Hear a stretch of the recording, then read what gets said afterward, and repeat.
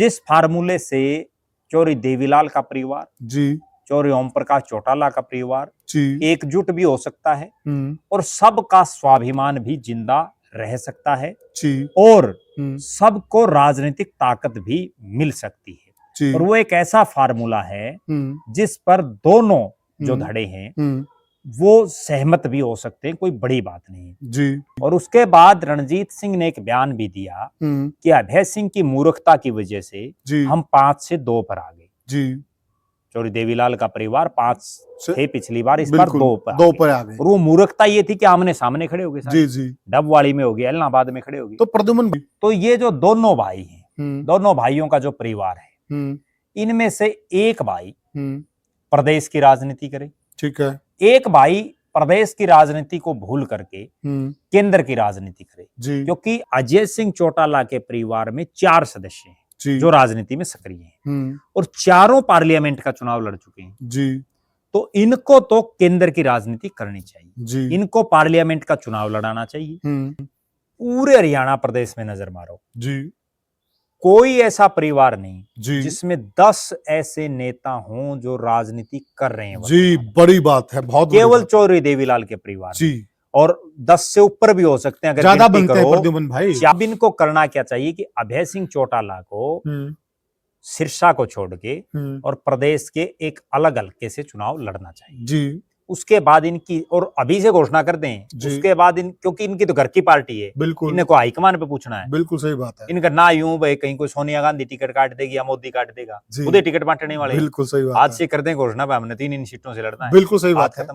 राजनीति की दुनिया की बात करें तो साथियों, जैसे ही रसम पगड़ी का जो कार्यक्रम था स्टेडियम गांव चौटाला साबराम स्टेडियम के अंदर, और वहां से जो खबर निकल कर आई कि परिवार शायद एक नहीं होगा, जितने भी लोगों की आस्था देवीलाल परिवार के साथ जुड़ी हुई है वह सारे के सारे निराश हो गए थे।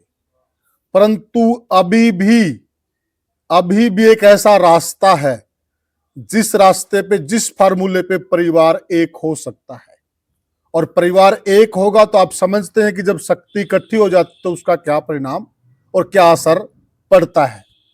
तो वह कौन सा फार्मूला है जो अभी भी बचा हुआ और परिवार को एक कर सकता है, यह हमें बताएंगे वरिष्ठ पत्रकार और राजनीतिक विश्लेषक प्रद्युमन जोशीला जी। प्रद्युमन भाई राम राम। राम राम जी, सभी दर्शकों को नमस्कार, राम राम।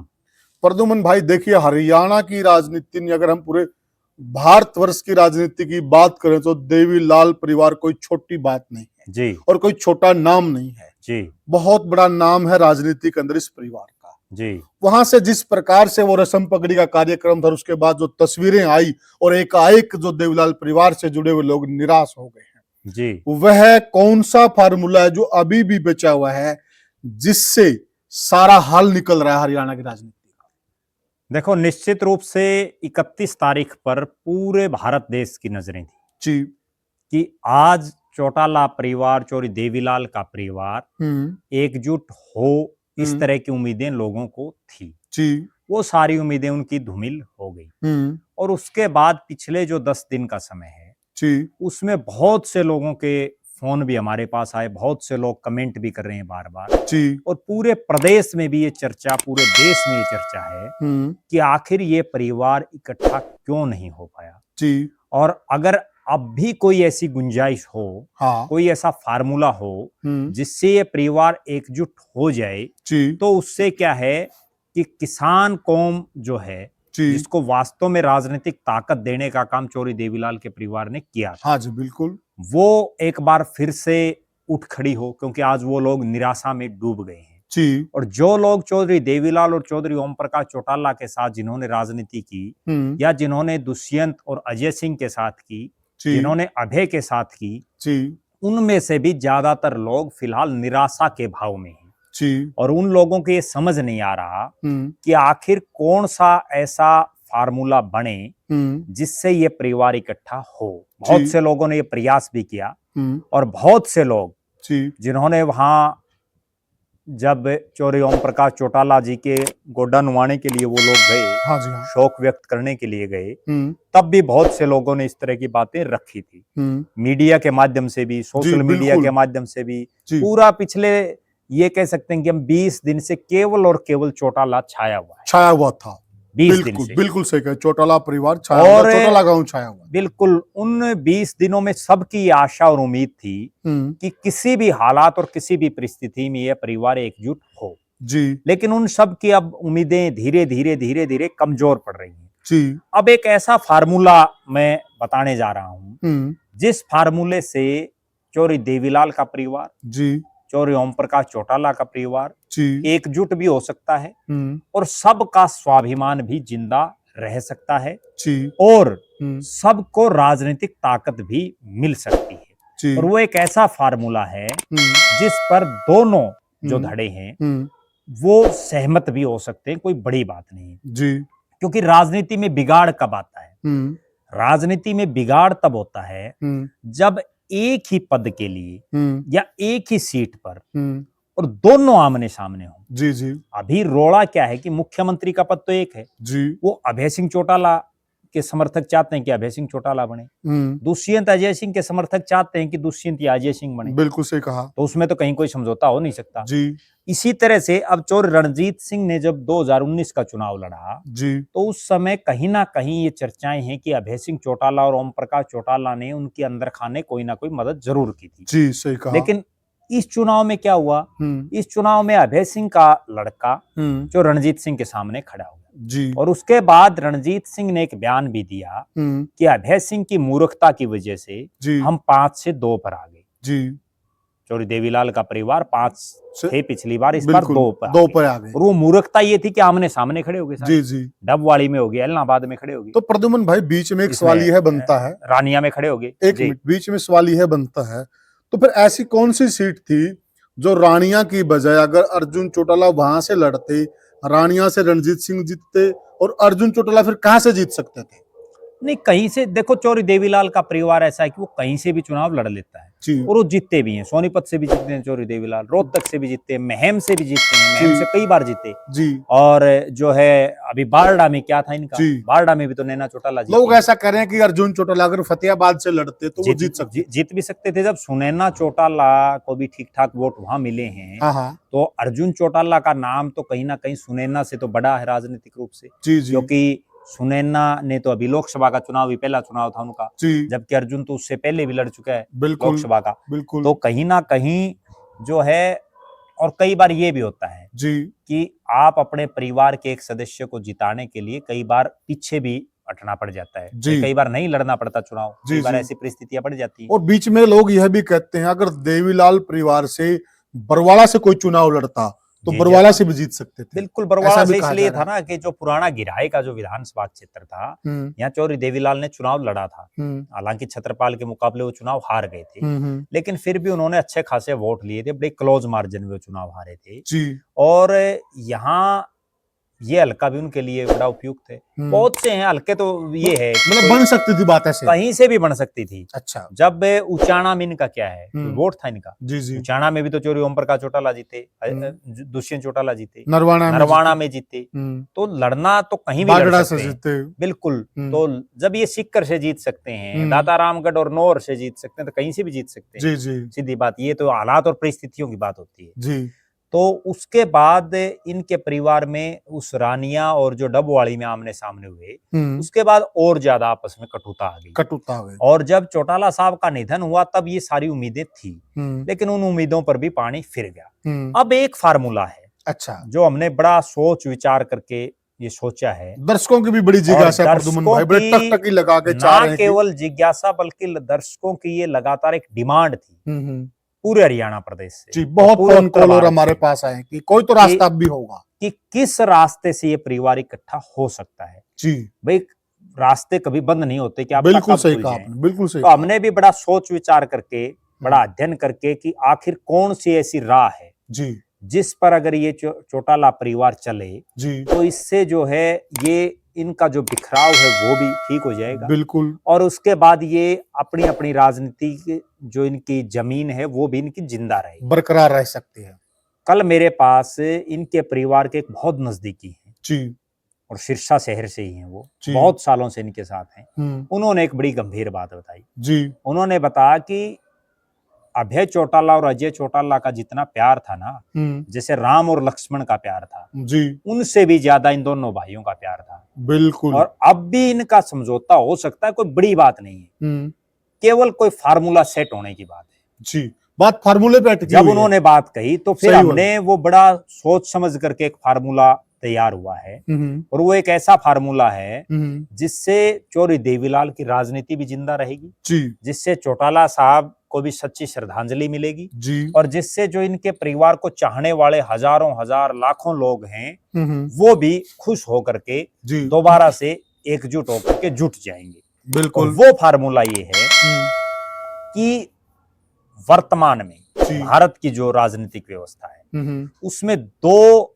धुरी है जी। एक धुरी है केंद्र की जी, एक धुरी है प्रदेश की। केंद्र में देश के प्रधानमंत्री और उसके नीचे मंत्री बनते हैं, एमपी बनते हैं जी, और प्रदेश में मुख्यमंत्री और एमएलए और मंत्री बनते हैं जी। तो ये जो दोनों भाई हैं, दोनों भाइयों का जो परिवार है इनमें से एक भाई प्रदेश की राजनीति करे, ठीक है, एक भाई प्रदेश की राजनीति को भूल करके केंद्र की राजनीति करे। क्योंकि आज देखो मैं एक बड़ी गंभीर बात बताऊं, कोई आदमी ये सोचता हो कि भाई प्रदेश वाली में ज्यादा मजा है, आज मनोहर लाल खट्टर जी केंद्र में हैं जी, और नायब सिंह सैनी से ज्यादा मौज ले रहे हैं। बिल्कुल सही कहा। नायब सिंह सैनी से हर रोज केंद्रीय मंत्री मिलने के लिए आ रहे हैं। जी जी, बिल्कुल। हर रोज मुख्यमंत्री कई कई प्रदेशों के उनसे मिलने के लिए आ रहे हैं। बिल्कुल। जितना उनका कद हरियाणा की राजनीति में था ना, एक मुख्यमंत्री रहते हुए 9.5 साल, उससे इन्हीं जो 6 महीने हैं, इन 6 महीने में उनका कद कई गुना ज्यादा बढ़ गया है। तो केंद्र की जो आदमी राजनीति करता है ना, अभी मैं एक उदाहरण और देता हूं दर्शकों को। अभी राज्यसभा का जब चुनाव था तो राज्यसभा में हरियाणा के जितने 30 मार खान थे वो सब जो हरियाणा की राजनीति कर रहे थे, सबके दिमाग में सारे शाम को जो है राज्यसभा एमपी बन के सो रहे थे जी। और सब ये सोच रहे थे कि कल मोदी जी अनाउंस कर देंगे और जो है फिर बन जाएंगे राज्यसभा। और फिर टिकट किसको मिली? टिकट उनको मिली जिनका हरियाणा की राजनीति से कोई लेना देना नहीं, जो लगातार दिल्ली में बैठे, चर्चा में भी नहीं था, जिनका दिल्ली में, ठीक है, उनकी दिल्ली में कोटी सेट थी, ये आधी सेकंड भी नहीं लगी, किसी ने सोचा नहीं, टिकट ले आई, राज्यसभा में एमपी बन गई। बिल्कुल। और किसी ना किसी दिन जिस ढंग की उनका सिस्टम चल रहा है और मैं जो समझ पा रहा हूँ वो इससे भी ज्यादा ऊंचाइयों पर जाएंगी क्योंकि दिल्ली की जो आदमी पॉलिटिक्स करता है ना, वो निश्चित रूप से उसके संबंध बढ़ जाते हैं। अब एक उदाहरण दें, जैसे कोई आदमी गांव की राजनीति करेगा तो वो गांव तक सीमित रहेगा, सही बोले। कोई जिले की करेगा तो जिले तक सीमित रहेगा, बिल्कुल। कोई जाकर के राजधानी में, हरियाणा की राजधानी में करेगा तो हरियाणा की करेगा, कोई भारत की राजधानी में जाकर के करेगा तो निश्चित रूप से बड़े बड़े नेताओं से उसके संपर्क होंगे, बिल्कुल। तो अब जो फार्मूला है वो ये है कि इनमें से एक भाई केंद्र की राजनीति करे, एक भाई और उसका पूरा परिवार और दूसरा जो भाई है वो करे प्रदेश की राजनीति, और दोनों एकजुट होकर के और फिर चुनाव लड़े और फिर देखें आप कैसे बयार बहती है। क्योंकि ये हरियाणा में नहीं है, बहुत राज्यों में इस तरह के ये सिस्टम बनते हैं। जैसे मैं एक उदाहरण दूं, शरद पवार जी के सामने एक समस्या है, शरद पवार बड़े नेता हैं कि वो अपनी बेटी को राजनीतिक रूप से वारिस बनाए या अपने भतीजे अजीत पवार, बहुत अच्छा एग्जांपल आप दे रहे हैं। तो जब उनको ये समझ आया कि क्योंकि दोनों तो प्रदेश की राजनीति कर नहीं सकते, अगर दोनों करेंगे तो वो जूत बाजेगा जी, उसके बाद उन्होंने एक फैसला लिया कि अपनी बेटी को उन्होंने केंद्र की राजनीति में भेजा, एमपी बनाकर, और अपने भतीजे को महाराष्ट्र की राजनीति में छोड़ दिया। ये इतर बात है कि आज वो चाचा भतीजा अलग अलग हैं और वो भी कई लोग तो ये मानते हैं कि इनमें भी इनकी अंडरस्टैंडिंग है। देखिए आप प्रद्युमन भाई, जनता भी ये चीज मानेगी। देखिए उस फैसले का असर तो हुआ ना, बिल्कुल। आज प्रदेश की राजनीति में अजीत पवार मजबूत हैं, बिल्कुल मजबूत हैं। उस फैसले का असर है। तो शरद पवार पूरी तरह से जो हाशिए पर थे राजनीतिक रूप से, बिल्कुल। इसी तरह से और कोई बड़ी बात निकल ये भी खबर आ जाए कि चाचा बेटा एक हो गए, बिल्कुल, वो तो लोग बता रहे हैं कि भाई आपस में है इनकी जी। अब इसके अलावा अलग अलग राज्यों में इस तरह के बहुत से ऐसे उदाहरण हैं जिसमें एक परिवार का एक शख्स केंद्र की राजनीति कर रहा है, दूसरा अपने राज्य की राजनीति कर रहा है जी। और उससे होता क्या है कि एक तो दोनों के जो आपसी मतलब दूरी जो बन चुकी होती है वो मिट जाती है। अब इसमें फार्मूला क्या सेट होगा? बड़ा बेटा अजय चौटाला ठीक है। अजय चौटाला खुद सांसद रहा, उसने लोकसभा के कई चुनाव लड़े जी, भिवानी से भी लड़े, हिसार से भी लड़े जी, वो हिसार से भी आ रहे, भिवानी से भी आ रहे, लेकिन भिवानी से वो जीते, जी, वो राज्यसभा के सांसद भी बने। जी, उनका बेटा दुष्यंत चौटाला ने भी लोकसभा के चुनाव लड़े, जी, वो दुष्यंत चौटाला भी जो है लोकसभा का चुनाव जीते। जी, छोटा बेटा दिग्विजय चौटाला ने भी लोकसभा का चुनाव लड़ा, लेकिन वो हार गए। अजय सिंह चौटाला की धर्मपत्नी ने भी लोकसभा का चुनाव लड़ा, लेकिन वो हार गई। कहने का तात्पर्य मेरा ये है कि अजय सिंह चौटाला के परिवार में 4 सदस्य हैं जो राजनीति में सक्रिय हैं और चारों पार्लियामेंट का चुनाव लड़ चुके हैं। जी, तो इनको तो केंद्र की राजनीति करनी चाहिए, जी, इनको पार्लियामेंट का चुनाव लड़ाना चाहिए और इसको इकट्ठी करके इनेलो जेजेपी को, और उसके बाद ये हो कि इनेलो जेजेपी के पास तो वैसे ही प्रत्याशियों का टोटा है लोकसभा में, जी, बड़ी ढूंढ करके जो है मजबूत प्रत्याशी तो है ही नहीं, बड़े ढूंढ के लाने पड़ते हैं और जिनको लाते हैं वो भाग जाते हैं, जिनको टिकट देते हैं ना वो चुनाव लड़के भाग जाते हैं, कई तो ऐसे हैं जी, ठीक है, और जिनको अच्छे खासे वोट आते हैं वो भी चले जाते हैं पार्टी छोड़ के। तो इनको ये है कि ये तीनों एक सीट से अजय सिंह लड़ ले, एक सीट से दुष्यंत लड़ ले, एक सीट से दिग्विजय लड़ ले, क्योंकि मजबूत तो और कोई है नहीं। जी, बिल्कुल। और तीनों लड़के, तीनों में से कोई तो एक आधा तो जीत भी जाऊंगा, और हो सकता है तीनों भी जीत जाए, कोई ऐसी हवा बन जाए, कोई बड़ी बात नहीं है जी, क्योंकि राजनीति बदलती रहती है। बिल्कुल। तो इनके परिवार को तो केंद्र की राजनीति करनी चाहिए, ठीक है। अजय सिंह को और उसके पूरे परिवार को हरियाणा की किसी विधानसभा सीट से चुनाव नहीं लड़ना चाहिए जी। अगर वो चुनाव ही नहीं लड़ेंगे तो लिहाजा मुख्यमंत्री की रेस में उनका नाम नहीं रहेगा। एक चीज और भी प्रद्युमन भाई, जो 2014 का एग्जाम्पल है जी, जिसमें अभय सिंह चौटाला ने बिल्कुल चट्टान की तरह दुष्यंत के पीछे खड़े होकर उनको विजेता बनाया और वो चुनाव जीते, और चुनाव भी कोई यूं नहीं जीते, वो बहुत बड़े मुख्यमंत्री के पुत्र कुलदीप बिश्नोई को हराकर जीते जी। तो वो फार्मूला तो बिल्कुल सफल भी हुआ है, उसका एक एग्जाम्पल भी है, बिल्कुल सफल हुआ। और उसके बाद वो कभी जीते भी नहीं लोकसभा का चुनाव। सही कहा। वो और उनका परिवार में दुष्यंत चौटाला 2014 में बने अभय सिंह चौटाला की बदौलत। उसके बाद उन्होंने 19 का चुनाव लड़ा, दिग्विजय ने लड़ा 19 का, 24 में नैना चौटाला ने लड़ा, तीनों हार गए बिल्कुल, जब अभय सिंह उनसे अलग हुआ। हाँ। तो ये चीज भी उनको सोचनी चाहिए। और दूसरी बात, जब अजय और अभय दोनों भाइयों ने चुनाव लड़े तो भी दोनों हारे। मैं एक बड़ी गंभीर बात हो सकता है जो नई एज के दर्शक उनको इस चीज का ना पता हो, 2004 में जब चौधरी ओम प्रकाश चौटाला प्रदेश के मुख्यमंत्री थे और मुख्यमंत्री होते हुए उन्होंने ये राजनीतिक भूल की कि अपने दोनों बेटों को लोकसभा का चुनाव लड़ा। एक को चुनाव लड़ा भिवानी से अजय सिंह को, वो भी चुनाव हारे, वो भिवानी से सिटिंग एमपी थे। और अभय सिंह चौटाला को लड़ा कुरुक्षेत्र पार्लियामेंट से, वो नवीन जिंदल के मुकाबले चुनाव हारे। तो कहीं ना कहीं दोनों अगर लड़ेंगे तो बात बनेगी नहीं, और एक दूसरे के साथ कंधे से कंधा मिला करके लड़ेगा तो जीत जाएगा, और उसका परिणाम भी देखा हमने जी। तो एक फार्मूला तो ये सेट होता है इसका पार्ट 1 कि अजय सिंह चौटाला का परिवार दिल्ली की राजनीति और दुष्यंत चौटाला, जिनको देश के प्रधानमंत्री नरेंद्र मोदी जी भी ये कह चुके हैं कि देश के सबसे लंबे नेता जी जी, तो कहीं ना कहीं उनका केंद्र के लोगों में भी अपना, उन्होंने जो जब वो एमपी थे 5 साल, तो 5 साल कोई आदमी सांसद रह जाता है, अजय सिंह तो उससे ज्यादा रहे क्योंकि वो राज्यसभा में भी रहे बिल्कुल, तो उसका केंद्र में अपना एक प्रभाव बन जाता है बिल्कुल। और आज दुष्यंत चौटाला की ये इमेज है कि भले ही हरियाणा प्रदेश में वो कोई भी सीट ना जीत पाए हों, लेकिन केंद्र के जो बड़े नेता हैं उनके साथ उनके आज भी बढ़िया संबंध है। और जो समझौता हुआ वो भी अनुराग ठाकुर और दुष्यंत चौटाला आपस में पड़ोसी थे जी जी, तो उसका भी एक बड़ा रोल था जी। अब एक पार्ट तो हो गया ये जी, दूसरा जो पार्ट है वो ये है कि पहले तो हम केवल चौधरी ओम प्रकाश चौटाला के दोनों बेटों पर चर्चा करेंगे जी। वो दूसरा पार्ट ये कि अभय सिंह चौटाला का परिवार जी, अभय सिंह चौटाला के परिवार में राजनीतिक रूप से 3 सदस्य सक्रिय हैं जी, खुद अभय सिंह, उनके दोनों बेटे जी, जो अभय सिंह की धर्मपत्नी है, उन्होंने अभी तक कोई चुनाव नहीं लड़ा है बिल्कुल। हालांकि वो अब कार्यक्रमों में जाना उन्होंने शुरू कर दिया है पिछले 5-6 साल से, जब पार्टी अलग अलग हुई, कांता चौटाला, वरना वो उससे पहले कहीं राजनीतिक सीन में भी नहीं थी। सही कहा। अभय सिंह चौटाला ने अपने जीवन में लोकसभा का चुनाव लड़ा कुरुक्षेत्र से जी, 2004 में लड़ा, उसके बाद उन्होंने 2024 में भी लड़ा जी, लेकिन वो दोनों बार चुनाव हार गए जी, और 24 में तो वो बुरी तरह से हारे जी। उनके बेटे अर्जुन चौटाला ने चुनाव लड़ा लोकसभा का जी, वो चुनाव हार गए। करण चौटाला ने अभी तक कोई चुनाव लोकसभा का नहीं लड़ा। वो जिला परिषद तक सीमित हैं। उन्होंने पिछला चुनाव जिला परिषद का लड़ा, पहला चुनाव अपने जीवन का। जिला परिषद के वो वाइस चेयरमैन बने, इस बार वो चेयरमैन है।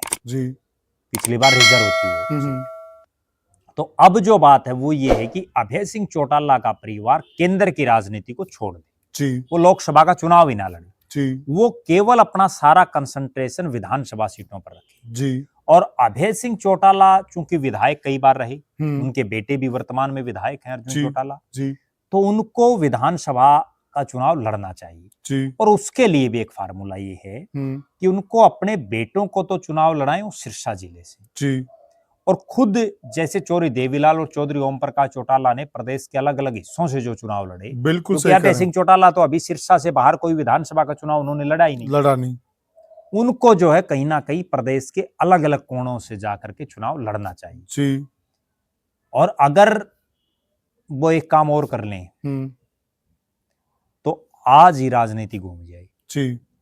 वो काम ये है कि जब चौधरी देवीलाल के बुरे दिन थे और जब वो लगातार हाशिए पर जा रहे थे, तो वो उस रोहतक जिले की महम की धरती से विधायक बने, लगातार बने। वहां से फिर वो मुख्यमंत्री बने, उप प्रधानमंत्री का सफर उन्होंने तय किया। बिल्कुल। तो अभय सिंह चौटाला को तो ये तुरंत प्रभाव से एक ऐलान कर देना चाहिए कि मैं अगला चुनाव, हारे जीते कोई फर्क नहीं पड़ता, बिल्कुल सही कहा, अगला चुनाव या तो किलोई से लड़े हुड्डा साहब की टक्कर में, बिल्कुल, या वो महम से लड़े, या जींद और हिसार जिले की किसी सीट से लड़े।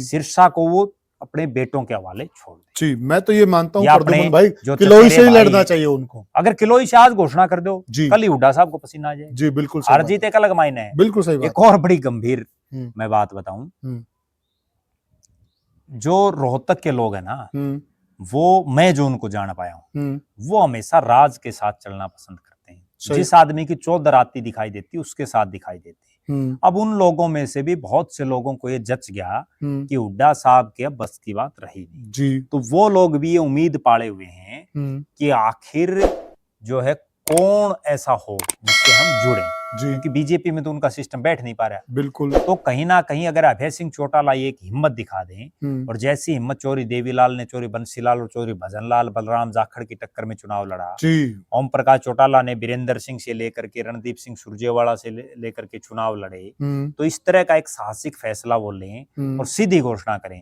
कि मैं जहां से भूपेंद्र हुड्डा चुना, चूंकि वो किलोई से लड़े, बिल्कुल बिल्कुल, मैं किलोई से अगला चुनाव लड़ूंगा और वहीं आज ही ऑफिस खोल दे। तो कोई कमी है नहीं इनके पास, बिल्कुल बिल्कुल, खर्चा पानी की काम करना शुरू कर दे वहां आज से शुरू कर दे, और उसके बाद फिर देखो। और एक चीज और हुड्डा साहब जो ये कहते हैं कि मैं जो है पूरे प्रदेश का नेता हूं, वो तो अपने हल्के में उनको पसीना आ जाएगा। एक चीज और भी प्रद्युमन भाई आज देखिए कांग्रेस पार्टी और भूपेंद्र सिंह हुड्डा भी हाशिए पर हैं। बिल्कुल ठीक है, वो विधायक बन गए लेकिन वो विपक्ष का नेता नहीं बन पा रहे, सीट पर लगातार हारे हैं। खुद हुड्डा साहब भी हारे, उनके पिताजी भी चुनाव हारे। तो ये नहीं है कि वो वहां से पराजय हैं उस सीट से। बिल्कुल बिल्कुल, और जनता को समय भी नहीं दे पा रहे ना वो भी दिल्ली में व्यस्त हैं, लगातार कांग्रेस हाईकमान के टच में वो आते ही नहीं है। अगर अभय सिंह चौटाला वहां जाकर लोगों के बीच में काम करते हैं और जो अपने एक सामाजिक परंपरा कान मुकाने में वो जाते हैं, तो वहां जमीन मजबूत होते हुए देर नहीं लगेगी। पुरानी जमीन चौधरी देवीलाल की वहां बनी बनाई पड़ी है। बिल्कुल, क्योंकि मेरा नानका है प्रद्युमन भाई, किलोई हल्के में मेरा नानका है चिड़ी गांव में,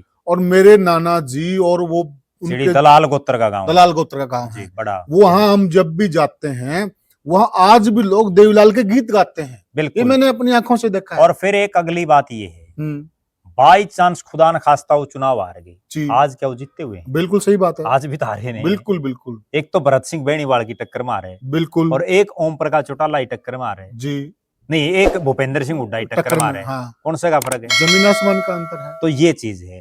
अब इनको करना क्या चाहिए कि अभय सिंह चौटाला को सिरसा को छोड़ के और प्रदेश के एक अलग हल्के से चुनाव लड़ना चाहिए उसके बाद इनकी, और अभी से घोषणा कर दें, उसके बाद क्योंकि इनकी तो घर की पार्टी है, बिल्कुल, इनको हाईकमान पे पूछना है। बिल्कुल सही बात है। इनका ना यूं भाई कहीं कोई सोनिया गांधी टिकट काट देगी या मोदी काट देगा, खुद टिकट बांटने वाले। बिल्कुल सही बात, आज से कर दें घोषणा पे हमने 3 इन सीटों से लड़ना है। बिल्कुल सही बात है, माहौल बनता चले। फिर क्या होगा, उसके बाद इनके परिवार में जो राजनीतिक रूप से 3 नेता और बचते हैं, जो रणजीत सिंह, आदित्य देवीलाल, चौधरी जगदीश चौटाला के 3 बेटे हैं, उनमें से जो है एक आदित्य राजनीति में सक्रिय हैं। हाँ हाँ। और जो प्रताप चौटाला के परिवार से हैं, वहां से उनकी पुत्रवधू सुनैना चौटाला सक्रिय जी। तो ये जो 3 और हैं, इनको भी फ्री हैंड करके और जो है अलग अलग हलकों की जिम्मेदारी दे दी। बिल्कुल। और इनको विधानसभा का ये लड़ना चाहे तो विधानसभा का लड़ लें जी, क्योंकि अब इनमें ना तो आदित्य देवीलाल आज के दिन मुख्यमंत्री की कहीं कोई रेस में जी, ना सुनैना चौटाला कहीं कोई रेस में। बिल्कुल। चौधरी रणजीत सिंह का ये है कि उनका कद बड़ा है, इनके परिवार में इकलौते जो ऊपरली पीढ़ी उसमें वो जीवित हैं जी, तो कहीं ना कहीं उनको मान सम्मान जो अगर वो लोकसभा का लड़ना चाहे लोकसभा का लड़ा दें जी, विधानसभा का लड़ना चाहे विधानसभा का लड़ा दें जी, और दोनों में नई बात बने कहीं राज्यसभा में भेज दें, जैसे बुढ़ापा में चौधरी देवीलाल को भेज दिया था बिल्कुल सही, चौटाला ने। बिल्कुल सही बात है। आगे कोई ऐसे हालात बन जाते हैं, कोई बड़ी बात नहीं है। तो कहीं ना कहीं इस फार्मूले से ये चौधरी देवीलाल का परिवार, चौधरी ओम प्रकाश चौटाला का परिवार ना केवल इकट्ठा हो सकता है जी, बल्कि राजनीतिक मजबूती से चुनाव ना केवल लड़ सकते हैं, जीत भी सकते हैं जी।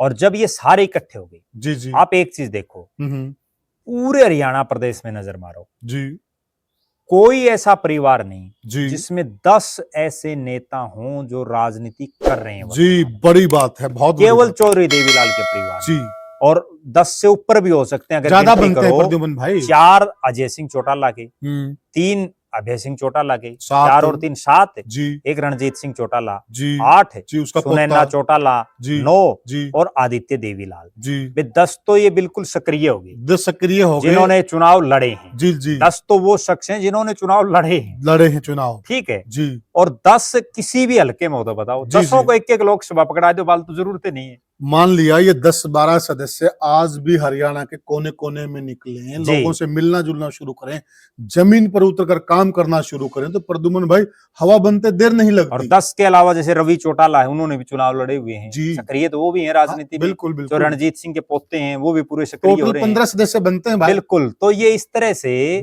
जैसे अगर ये 10, 12, 15 एक लोकसभा को पकड़ लें जी तो कोई रोड़ा ही नहीं है। बिल्कुल सही। क्योंकि देखो हुड्डा साहब के परिवार में कौन है, सिर्फ वैसे तो 2 ही हैं लेकिन ज्यादा से ज्यादा 3 हमाशा हुड्डा को भी इंक्लूड कर लें, हालांकि उन्होंने कभी कोई चुनाव नहीं लड़ा, है तो 2 ही। बिल्कुल। चौधरी भजनलाल के परिवार में आ जाएं 4 ही हैं, चंद्रमोहन, कुलदीप बिश्नोई, रेणुका और भव्य बिश्नोई। जसमा जी भले ही विधायक रही हैं लेकिन वो बुजुर्ग हो चुकी हैं। चौधरी बंसीलाल के परिवार में अगर आए तो वहां दूड़ाराम का नाम ले सकते हैं। दूड़ाराम चलो भतीजा हो गया, दूड़ाराम का भी ले सकते हैं, यूं तो फिर इनके परिवार में भी और हो जाएंगे।